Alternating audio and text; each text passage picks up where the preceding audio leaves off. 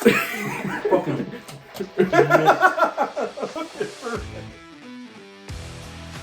Hey everyone, and welcome back to another episode of JBBR-ish. It's a very special episode because we're clearly not in Adam's basement. I'm in my buddy Brendan. Say hi, Brendan. Howdy. That's not what I told you to say, but okay. We are currently at Brendan's house. I said this episode's going to be coming for a while. I'm really excited it's finally happening. Unfortunately, the reason why this is happening is Adam is sick with, as I like to call the Backstreet Boys reunion tour. He's so lucky. He got the Rona, basically, is what we're saying. So, Brendan, go ahead and introduce yourself. Hi, my name is Brendan Prohaska, and I am the meat expert. The meat expert? That too. What? What? It was college, man. It was college. It was cheap. I needed the money. Anyways, yes, we are here today. We are, as you guys can see by what is sitting in front of us, these are drinking horns. We'll be doing a fantastic mead review. It's the first mead review. We're really kind of stretching things out here. So today, we're going to be doing Viking Blood, Dansk MEAD. That's what it's called. This is the bottle. I kind of have to stretch because the camera's quite a ways away. But, yes, Dansk MEAD, Viking Blood. I'll give a quick rundown of the... Oh my god, there's a fucking paragraph on here. What? You want to try reading it with your glorious eyes? I just look up and all I see is your fucking eye going. I'm like, I bet he's fucking doing it right now. All right. World's oldest fermented beverage made from honey has been a popular drink from Europe to Australia dating back to long before Viking times. One of the earliest references to fermented honey can be found in the Hindus of India's holy books. It's kind of going into like the oldest known recipe by an archbishop in 15... What? What? Oldest recipe? It's like, oh, it's popular back in the early times, and it's like 1520. That was only like 300. But math is hard. Only 500 years ago. I'm gonna stop reading because. Bro, where did you learn to read? The same school that you, me, and Adam went to. That's why we all. Can't read. That's why we all can't read. So, what is your experience with mead, Brendan? So my experience with mead is when I was sick. I read that mead was very good warmed up, like a hot toddy, to help with a cold. And ever since then, I was like, this is the most beautiful thing ever. And then, my love for all things Norse just started like, oh my god, of course. My dad, and my grandparents all knew how to make wine. Mm-hmm. So it was also an easy transition for me to learn how to make it. Because it's even easier than making wine. Right. Because all you need is water, honey, and yeast. Because it's kind of like a lazy man's wine, basically. Yeah, it really is. And if you do it right, you can get a pretty good percentage of alcohol. Yeah. I was going to say, because you had at one point like a 5-gallon container. Yeah. Yeah. You had like a 5-gallon container of just mead that you were like, you were still waiting for it to age properly. Yeah. And I remember it was that night I went over to your place, and it was like maybe 40 degrees outside, and we were throwing stuff for the Highland Games. Yeah. Yeah, and you're like, here, I got some mead, and it comes out with a giant jug. I'm expecting like maybe a bottle, and he brings out like literally a gallon jug of mead, and like pours me some, and I'm like, oh, that's really good. And he's like, are you sure you want more? Because I didn't realize how strong it actually is. It's basically it's a stronger form of a wine, basically. I'd say like a vodka wine. A vodka wine? Oh, well, me and vodka aren't the biggest of friends, but we'll go ahead and get her going here, give her a nice pop. Oh. Don't make a joke about certain plugs and people's body parts. I knew it was probably coming. Damn. What? I'll let you go ahead and do the honors. Give her a nice smell. I haven't had this in a while. Yeah, it smells like, what's the word I'm looking for? There's a distinct smell to it. Like, well, most whiskeys have a distinct smell, but you can definitely smell the sweetness coming off of it. The sweetness, the honey, and this is also made with hibiscus. So it's going to be a little bit like a reddish, a little bit, I think. I don't remember exactly. Yeah, because the biggest thing about mead is definitely the honey. Yeah. And that's the biggest tell for mead. Yeah, Viking blood is one of my favorites because it's not super expensive. No. And you can find it anywhere. Right. And they even had like a bottle right next to that I thought would be cool. But it was also $20 for that bottle. And I was like, I've never tried this one, and I really don't want to bring a shitty mead to the episode. And then we're just like, oh, no. But, you know, it's a nice little tried and true little baby here. I'll go ahead and give her the pour here. No, let me do yours first. You're hosting. You beautiful gentleman. You're such a doll. Oh, thanks, babe. It's just a little taster. We're not going to drink the whole entire bottle, but we're definitely going to... it almost looks like a Snapple peach tea or something like that. You know, I need more. Yeah, you were like, give me more. Yeah, I saw your pour and I was just... Yeah, I was like, I felt bad. That's not cool, man. Like, I don't know how Vikings or Europeans back in those times would literally have horns like this and be able to pour a whole thing of mead in there and drink all of it. Oh, yeah. Like, because this stuff's pretty strong. It's stronger than you think. It's not as strong as wine, even though it is technically a honey wine, but it's much stronger. So it's dangerous. It can sneak up on you pretty good. Oh, you're already going for it, aren't you? I've been holding back too long. It's like, you brought it here, and now just you're like a dog waiting to get outside to go do something. I've been sniffing the bone too long.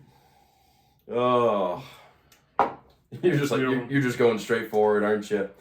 Well, normally we do a taste like a clinks and cheers it. Yeah. You uncultured swine. Yeah. You uncultured swine. Skull. Oh, yeah. It's beautiful. It's definitely got, when you're drinking mead, it's definitely got the alcoholish, like, little bit of a burn. But it's so smooth to drink and easy to go down. But your body is also, my body's telling me, it's like, you probably shouldn't drink a lot of this. Yeah. It's very deceptively good. Or deceptively strong. Words are hard. You're doing great. It's one of those drinks where you don't feel it, but your brain already is like, well, I feel good. Be careful. We might go through half this bottle just this episode. Mainly over the fact of it's that damn good. I'm fine. But it's not that much stronger. It's not as strong as like a Jack Daniels or something like that. Yeah, most mead you're going to find is going to be around the same alcohol content as your normal beer. Yeah. It's like you get I was going to say, I thought you were going to say like your normal wine. And I was like, I like to get the box wine. I feel really, you do. I like the fancy ones. It's even got a nozzle on it. It's amazing. You're so classy. I know. That's going to be like our 50 subscriber video. We're going to get a box of wine. And we're just going to be like, yay. Yeah, that was stupid. That'll probably not make this cut. We're gonna get all the trailer people. All the trailer people. We're gonna even gonna get the wooks so they can spin the bag and shit. Yeah. Oh. Well, there's a second part to this is chuggability test. Oh. Okay. If you want to do that, we can. No. Pick up the horn, stab me in the head with the end of it. Get out! It's mine now. But I think with what we got is probably a decent amount to chug. So if you want to skull. Super smooth. I'm not the greatest chugger. Well, the best part about having the mustache and beard is that if you get any in this general area, you get seconds. Yeah, exactly. Yeah, you lick your lips, you're like, oh, that's good. And so, I mean, it's a decent chugger for me personally. It's a little too much to chug it like that, especially because that was basically like a double or a triple shot, basically what we just did. But it's not going to be as strong as like a triple Jack Daniel's shot. You're definitely not going to want to have any more than that to chug. Yeah. Because near the end of that, you're going to feel like, it's coming back up for some reason, and my throat is burning. Yeah, you get that burn. This feels like not fun. But, so overall, what do you think of Dansk MEAD Viking Blood? I absolutely love it. Like I said, it's one of my go-tos if I'm going out to buy mead. Mm-hmm. It's a safe bet. It's a safe choice. Yeah, you can't go wrong with it. And it's perfect for newcomers. Right. And I think I've had like 3 of their other bottles. I've had their regular honey mead, and that is actually not as good as this one. Not at all, yeah. But they have a ginger mead. That is actually really good. And like I think that one beats this one. But it is good. It is very good. So, I mean, there's a lot of flavors here. It's very sweet. If you're looking for something different, if you're tired of just like, oh, I'll just get a bottle of Grey Goose, or I'll get this bottle of wine that I've bought 14 times. If you're looking for something different, might want to check out some of the meads. Not all of them come in cool bottles like this one, because this one's like clay. This is like a clay bottle. It's not like glass or anything like that, but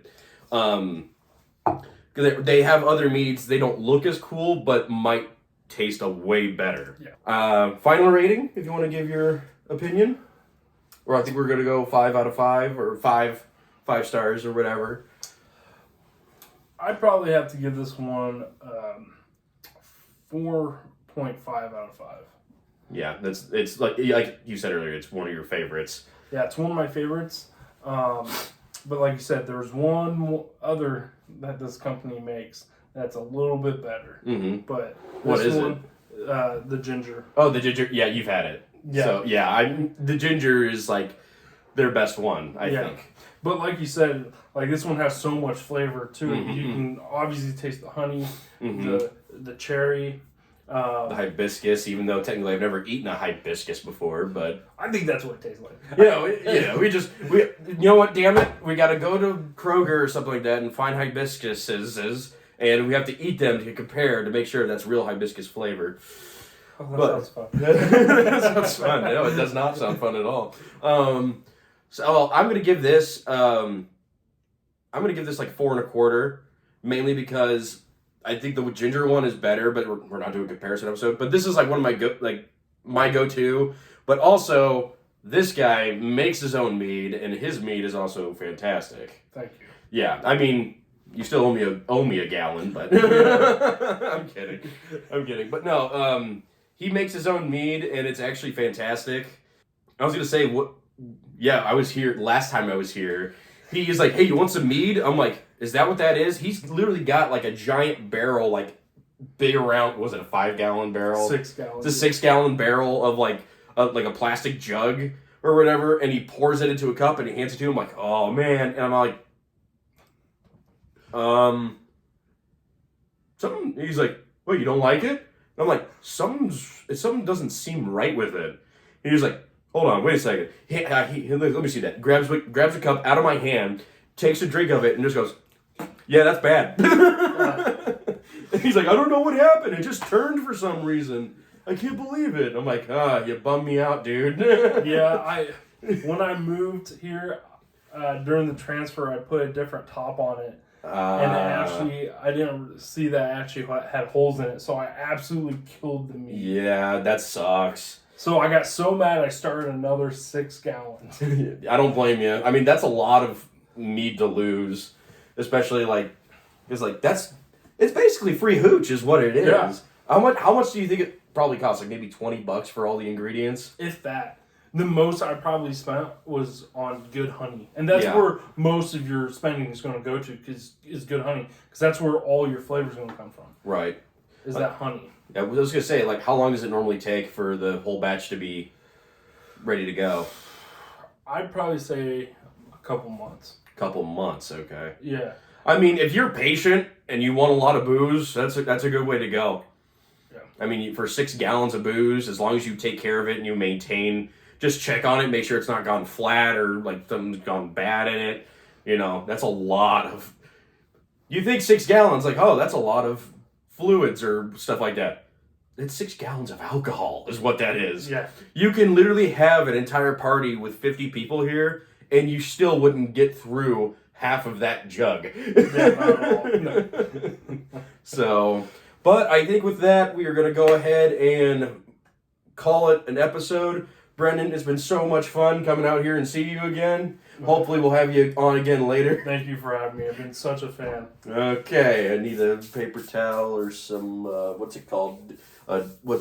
Purell? Yeah. It's just lotion.